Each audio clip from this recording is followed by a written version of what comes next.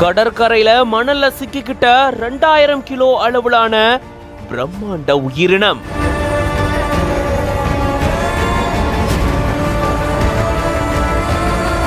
மீனவர்கள் வலையில் சிக்கி கடற்கரைக்கு வந்த இந்த உயிரினத்தை பார்த்து மிரண்டு போயிருக்காங்க மீனவர்கள்.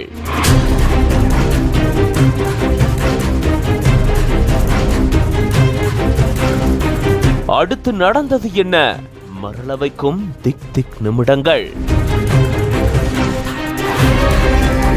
திருவனந்தபுரம் பக்கத்துல மிங்கள சுறாக்கள் மீனவர்களுடைய வலையில சிக்கி கொண்டதா கூறப்படுது. வலையில சிக்கிக்கிட்ட இந்த சுறாக்கள் கடற்கரை ஓரமா அடித்து செல்லப்பட்டு வந்ததாகவும் சொல்லப்படுது. கொச்சுவேலி பகுதியை சேர்ந்த பைஜோ அப்படின்றவருக்கு சொந்தமான வலையில காலையில 8 மணி இருக்கக்கூடிய சூழல்ல இந்த திமிங்கல சுறாக்கள் சிக்கி கொண்டதா கூறப்படுது. ஒரு சுறா கடலுக்குள்ள போன நிலையில இன்னொரு சுறா மணல்ல சிக்கிக்கிட்டதா கூறப்படுது. உடனடியா அங்க மீட்பு குழுவினர் வந்து அந்த சுறாவை மீட்கும் முயற்சியில் ஈடுபட்டு இருந்திருக்காங்க.